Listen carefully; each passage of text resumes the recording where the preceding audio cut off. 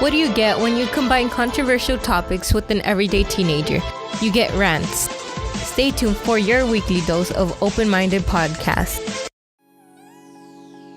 Hey guys, my name is Gaby and welcome to my first podcast called Open Minded. For today's topic, we will be talking about sexual education classes, reasons why schools should offer them, and the pros and cons of offering them. Sex education is not just about sex. It includes other sensitive issues like sexual health, sexual reproduction, sexuality, and other things that parents often feel uncomfortable talking with their children. Therefore, it becomes the responsibility of the school to address this issue and inform and educate students about it as much as possible.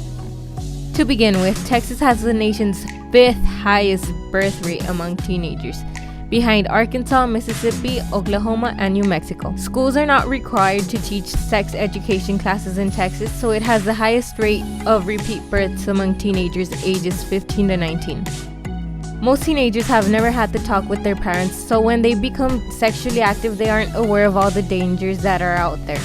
I asked 5 students if they have had to talk with their parents, and 3 out of 5 students said they have never had to talk.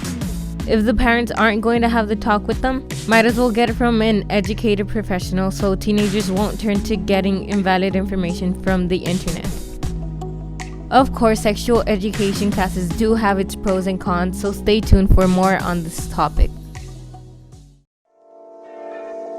You try, and no matter what you do, it doesn't work.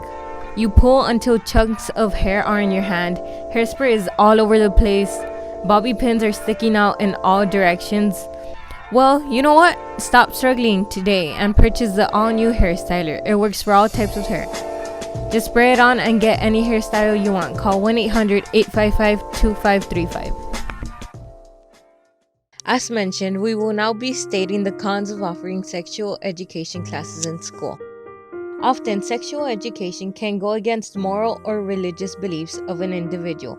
Many schools do not teach abstinence only, but teach how to have sex safely. While it goes against religions and family morals to get married before having intercourse, it is not promoting it, rather just warning students.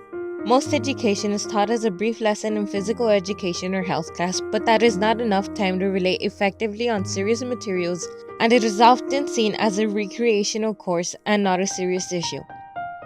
Many students often do not take the topic serious due to not being well informed, so students may be subject to embarrassment or excitable by subject material. This can cause for out-of-control classrooms if students laugh or make inappropriate comments. These are just some of the cons. Stay tuned for more pros of sexual education classes.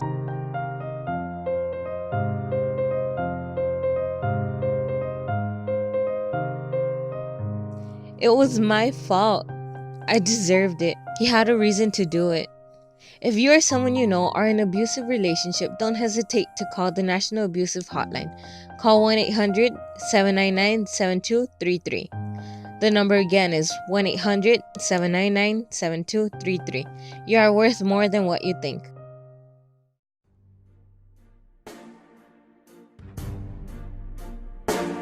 If schools taught sexual education classes and gender-exclusive classes, then maybe they would feel more comfortable talking about it without all the embarrassment and or snide comments.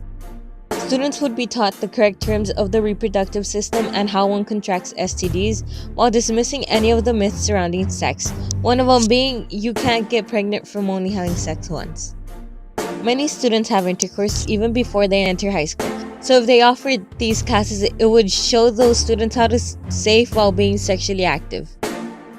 Having proper sexual education classes can help reduce the teen pregnancy rate in Texas. In my opinion, I do think sexual education classes should be taught in high schools. Well, my time is running out. Once again, my name is Gaby and thank you for tuning in to Open Minded. Stay tuned for next week's podcast.